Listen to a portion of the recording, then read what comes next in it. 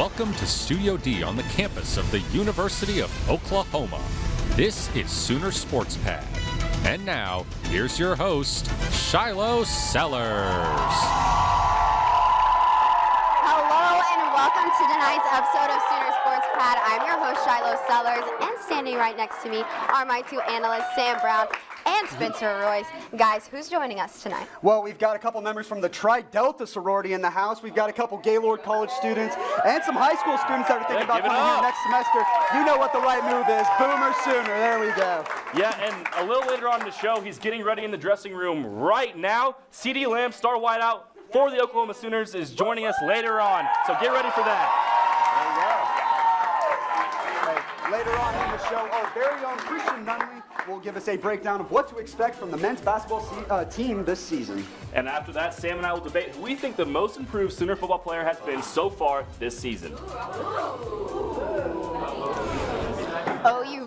OU football kicked off Big 12 play this past weekend whenever they put the beat down on the Texas Tech Red Raiders 55-16. Yeah. And with that win, Oklahoma became the 6th university to record 900 wins in a program's history. At the helm of the offense, Jalen Hurts once again put up some dangerous numbers, rushing for 70 yards, throwing for 415, and racking up 4 touchdowns, all in just 3 quarters of play. Hurts finished his 4th game with a passer rating of at least 245. No other FBS player has accomplished such a feat since 1996.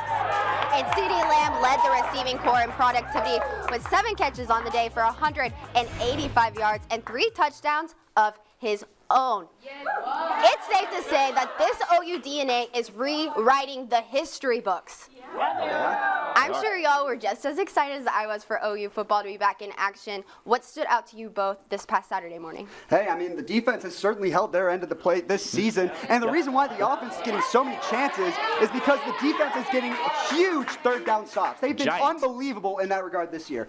Last season, the Sooners were 118th in the country when it came to third down conversion percentage. Going into Saturday's matchup, the Sooners were 7th in the country in that category at less than 25%. And somehow they managed to top that number against the Red Raiders, holding them to just 1 of 14 on third down. 1 of 14. Just look at some of the plays they made. Early in the game, when Tech was trying to get some momentum, Kenneth Murray sacks Jett Duffy and forces the punt. Then later, after the touchdown-saving tackle by Delarian Turner-Yell, Patrick Fields comes up big in coverage. Texas Tech has to kick a field goal. I know this team hates comparing themselves to last year's team, but it's really hard not to. I mean, you look at the leaps and bounds that they've made, and the best part is they're only going to get better. They're only going to get better. And many people didn't think that OU's offense could get any better, and it's been all offense for a while now. But guess what? They seem to be scoring the ball even faster now, and the plays seem to be getting even bigger. Their big play capability is off the charts this year. This weekend, the Sooners' offense showed just how capable they are at pulling off huge plays. Out of the 8 receivers that caught at least 1 pass from Jalen Hurts, 6 of them had receptions of 15 yards or more. Charleston Rambo had an incredible grab on a 74-yard bomb. CeeDee Lamb had 65 and 71-yard touchdowns, and you can't forget about the running game either. Sermon, Kennedy Brooks, and Ramondre Stevenson are all averaging more than 8 yards a carry. And guess what? Our quarterback is averaging more yards per rush than any running back in the rest of college football this year. The OU offense is, quite frankly, unstoppable, and they're going to keep on rolling. Yeah. Well, now let's hear from Sooner Sports Pad's Kelsey Bickerstaff when she caught up with Jeremiah Hall earlier today. Kelsey Bickerstaff here with Jeremiah Hall. First conference game in the books. How do you feel? Pretty good. You know, we came out with a win, and I can't complain. You made a huge 4th down play in that second quarter. How much of that was skill and how much of that was effort? A lot of it was execution. You know, the line gave time for Jalen to look downfield. The DBs dropped, and I had opportunity to make a play, and I did pretty good with it. Road game this weekend in Kansas. How are y'all preparing for this game? Every scheme is different, but the attitude is the same as far as approaching the game with the intent to win and the right attitude. So we'll be looking forward to the matchup this weekend. Thanks, Jeremiah. Well, men's golf is currently teeing off right here in Norman for the Nike Collegiate Invitational. And OU volleyball aced the West Virginia Mountaineers. Spencer, Sam, break down the weekend for us. Yeah, men's golf, 2 top 2 finishes in each of their first 2 tournaments. Stroking big time here. They finished up their second day at the Nike Collegiate Invitational today, and they are just blowing out the competition today. Just look at some of these numbers and you'll see what I mean. Look at those numbers! That's the individual leadership right now. 2 Sooners in the top 3. Logan McAllister, the sophomore, in sole possession of first place at 10 under. The senior Garrett Reband tied for second place at 9 under par. 2 Georgia golfers round out the top 4, but I mean 5 Sooners in the top 20 for Oklahoma, and that's why they're in first place by 15 strokes. Oklahoma first at 31 under. Wake Forest is second at 16 under. Oklahoma nearly doubling their score. Clemson in third place at 14 under, and then the Oklahoma State Pokes, our friends to the north, rounding out the top 4 at 10 under. But this team is blowing out the field so far. They're probably going to get the win in this meet, but they've still got that 3rd round tomorrow, so be sure to check them out. This team is one to watch for in the spring, for sure. For sure. I had so much fun talking about OU volleyball last week that I'm going to do it again.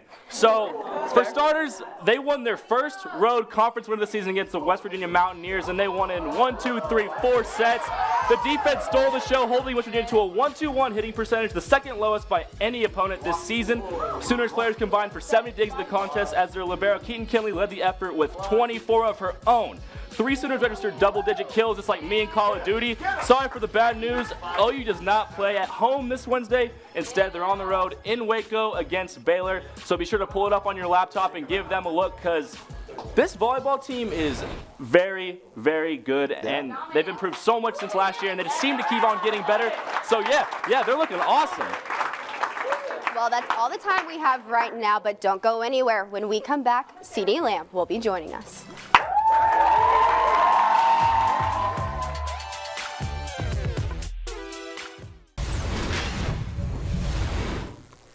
Losing 6-point contributors is tough for any college basketball team. Sooner Sports Pad's Christian Nunley shows us how Lon Kruger, Brady Manick, and the rest of the OU squad is ready for the challenge that lies ahead.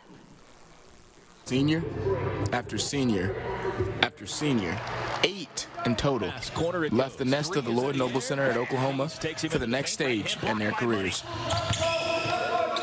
Doolittle, Manick, and Bieniemy are back with an entirely new-looking squad around them, a whopping 9 guys who haven't hit the floor for the Crimson and Cream to date. Everybody else is JUCO or freshmen, so we got a bunch of new guys, a lot of new faces. And I think we're gonna be really good. We're gonna get along really well, playing really well. These senior leaders have the tall task of not only being leaders on and off the floor, but cultivating and molding these young guys to the Oklahoma standard. We got to play as a team. I think that's the most important thing. The better we play together, I think the better chance we'll have of winning games. Just because the team might look different doesn't mean the standard has lowered in the slightest. Do better than last year. Keep improving. Get farther in the tournament. Make the tournament get farther. Make it that second weekend, hopefully. Personally, just improve everything. Improving my inside game. Shooting the ball better. I just get more rebounds. Pass the ball better. 6 of the last 7 seasons, the Sooners have found themselves dancing in March. A norm that Coach Kruger has instilled in his teams year in and year out. The leadership from within, the players, the older guys stepping forward, the guy knows what it takes, to compete in the NCAA tournament. They know how important and significant that is, so they set that tone pretty early as older players. With much looser practice restrictions than in the past, the window to acclimate players to the new system has reduced tenfold. Having them here in the summertime, back in June, July, really helps. That new rule came into effect about 4 years ago where you can spend more time on the court in the summer. So that's helped a lot since we have so many new guys. This inexperienced group will have the opportunity to gel over a longer stretch than usual. I mean, you get a group of 5 freshmen coming in like we have now, and 5 really good guys that take care of responsibilities, they treat people right, and they're good teammates, so you're really excited about that group being the core of the Sooner program for the next 3 or 4 years. You'll be able to get your first look at this new Sooner basketball squad as they take on Southeastern Oklahoma State University here at the Lloyd Noble Center, and an exhibition match on October 29th, and then again on November 5th as they take on UTSA to get their season underway. Christian Nunley, Sooner Sports Pad. Just 2 years ago, he was selected by ESPN as the freshman All-American. Now in his junior year, because of his football ability, he's become a hometown hero. Help me welcome wide receiver CeeDee Lamb.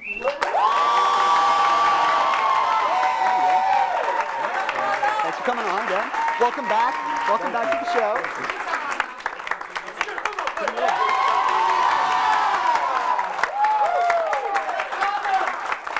I figured I'd let them have some more fun with it. CeeDee, I'll open up with a pretty easy one. I mean, a big win against Texas Tech on Saturday in your first conference game of the season. How did you feel about the team's performance? I felt like we did. We started off right in the Big 12 game, and it was great for Sooner Nation to come out there and support us and hope to keep it going. Yeah. I'm sure you guys will. You've had a ton of great wide receivers that you've been able to play with so far here at OU, and a lot of new ones came in this year. What's it been like kind of getting to maybe mentor some of them and adjusting to the new style offense with the new receivers you guys haven't had yet this year? That's a tough one. I like that. Just me going in and being a younger guy 2 years ago, just learning this offense. I was one of those little guys that they are now, and just trying to pass on all the nuances and knowledge that I have of the game and just try to give it to them. Hey, listen, you've had 3 amazing quarterbacks in your 3 years here, from Baker to Kyler to Jalen. I have to ask the tough question, put you on the spot here. Is this the most fun you've had playing in this Oklahoma offense since you've been here? Ooh. I don't. Yeah, talk about a tough question. I wouldn't say the most fun, but it's actually pretty fun. I can't really give you a specific answer on which one was the most fun, but it's safe to say that I'm actually having a lot of fun this year. Probably having a lot of fun every year. Yeah, pretty much. For you. And I think, Shiloh, you got an audience question for us, is that right? Yeah, CeeDee, I'm here with Thomas, and he's got a question for you. Yeah, see, I've seen you playing. The question that comes to mind is, what is your fastest 40? Don't lie. My fastest 40. Mine's 4.5.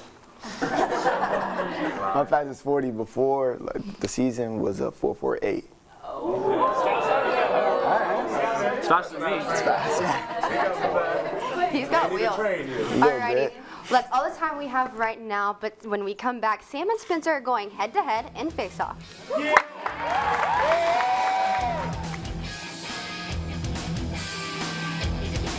Thanks to our cornerstone television partners, OU Medicine, Anheuser-Busch, OU Extended Campus, and our community partners, Landers Auto Group, Devon Energy, Coca-Cola, and OU Medicine.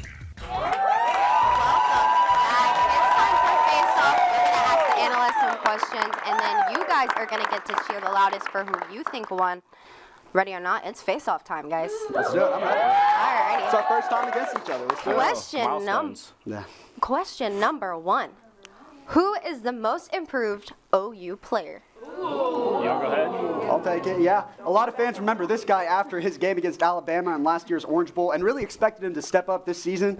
Let me tell you something, folks. Charleston Rambo has lived up to the hype and then some. He has been phenomenal for the team. Not only does he have the coolest name in college football, hands down, but he's been absolutely essential to the offense this season. The sophomore is second on the team in catches, yards, and receiving touchdowns. Now you take his home run speed and you plug it right into Lincoln Riley's spread offense, and that makes for a lot of big plays. As a matter of fact, he happens to be leading the country with nearly 29 yards per catch. That's a lot. I mean, just look at his stat line from Saturday's game.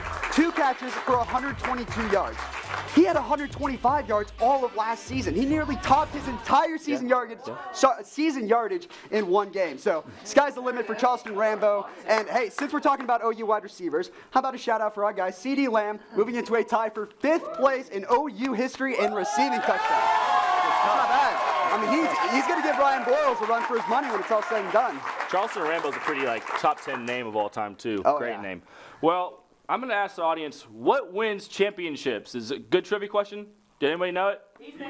You're right. So I'm going to stick on the defensive side of the ball, specifically with the guy named Parnell Motley, Piedmont. A lot of you guys know who he is, and he's a very interesting player to me because he burst on the scene in 2017 and had a huge game against Ohio State. After his hot start, he kind of sputtered out a little bit, and many people wanted him benched. But guess what? He came back, he worked hard, and you know what? I think he's the most talented corner on the team this year, and he's playing lockdown, max security, prison-level defense. He's not allowed 1 touchdown this year, and through 4 games, he's at the top of the nation when it comes to yards allowed per cover snap.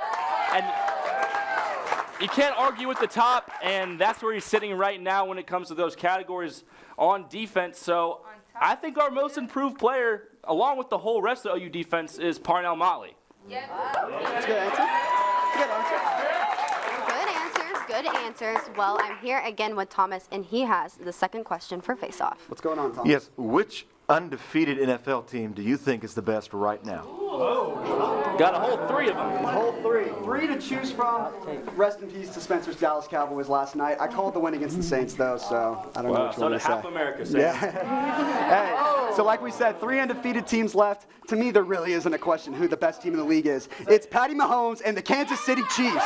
That's who I'm going with. Like I said, they live and die by the arm of Patrick Mahomes. And they're going to die. And right now, they may die at the end. Right now, they are living lavish. They are living it up. The reigning MVP has shown no signs of slowing down in his second season as starter. He's already racked up nearly 1,200 yards, 10 touchdowns, and a whopping 0 interceptions. This offense already lost Tyreek Hill and former Sooner Damian Williams to injury, yet they're putting up nearly 34 points per game so far. They've had contributions from young guys like DeMarcus Robinson, veterans like Travis Kelce, and then you got new faces like Shady McCoy in the backfield making an impact for the team. Still some kinks to work out on that defense, but they play in a weak AFC South. They've got home games for 6 of the next 9 weeks. To me, Kansas City's the team to beat right now. And they will be beat. Thank you. Probably a little bit later on in the year by the team that's actually the best team in the NFL. Everyone loves to hate them. I'm guilty of it. I like to hate them a little bit too, but it's the New England Patriots. And I know. But listen to the facts. Just listen to the facts. Listen. They've only allowed 1 passing touchdown the entire season. The Chiefs have allowed like 4 a game. All right, the Patriots are outscoring their opponents 122-27. That's tops in the league. And they have a good running game, Sony Michel, James White, Damian Harris. They have stable receivers, former Super Bowl MVP Julian Edelman, and a great offensive line. They have the best coach in NFL history, the best quarterback in NFL history. This is the best pass team so far this early in the season I've seen since the 07 team that almost went undefeated 18-1 on the year. So, I mean, if you don't pick the pass in this scenario, you're just flat out wrong. Like, they're the best team in the NFL, stats-wise, eye test, everything, and they actually do play in the worst conference in football, so they're not going to take any conference L's. The Patriots are the only answer. All right, I think they're a little disgruntled at that. Well, guys, do you know what time it is? All right, show me your viral videos. First of all, that was awesome. I didn't see that one coming. Synchronization. Yeah. I like to give you a surprise.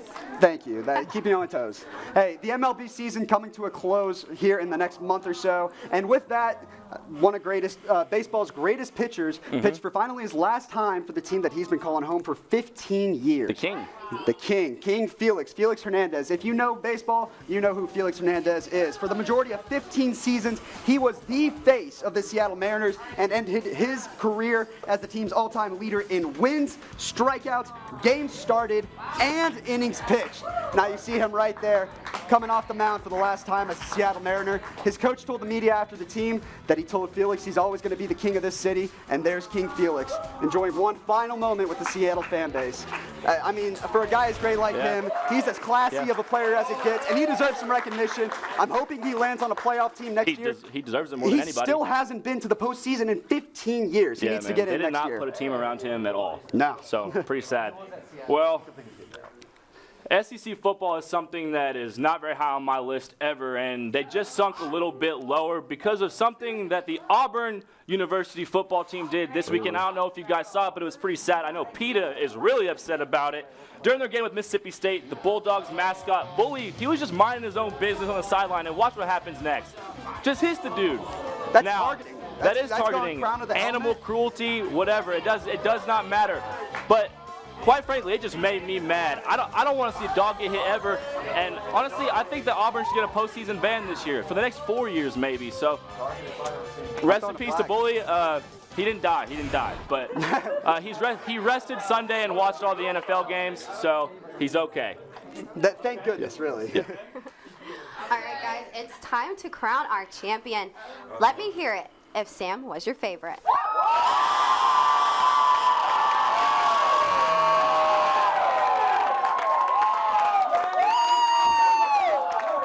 Sam is out here working. I know, man. For the He has win. to work to get that dollar. I just hope that people want what's right. You're confident okay. Spencer is confident that his word so far has gotten him what it takes. Let me hear it if you agree. Let me hear it if he was your favorite. No one agreed. No one agreed. Come on. Keep it going.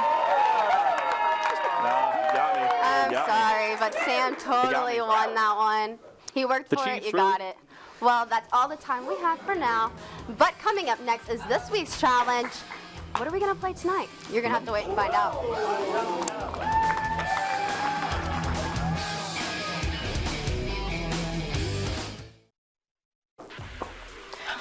Looking ahead this week, Wednesday will kick off the Sooners' agenda as OU volleyball travels to Bear Country and their game against Baylor.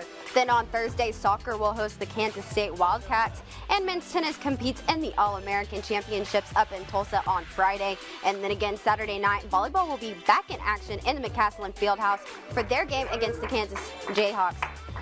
Alrighty, for tonight's challenge, I guess we're feeling a little under the weather because we have 3 boxes of tissues, and how this is going to work is you will hold the box with one hand, pull one tissue at a time with the other, and the first one to finish will be our challenge winner. Okay. On your marks, get set, pull. Spencer has a good flick of the wrist going. He's kind of ripping his tissues. Sam is so focused. He is right there staring at his tissue box. CD has crushed the game. I mean, absolutely. CD is our champion by far. I mean, he literally annihilated his Kleenex box. Well, guys, that's all the time we have for tonight. Make sure to be following us on Twitter and Facebook for everything between now and next Monday when we'll be back right here, same time, same place.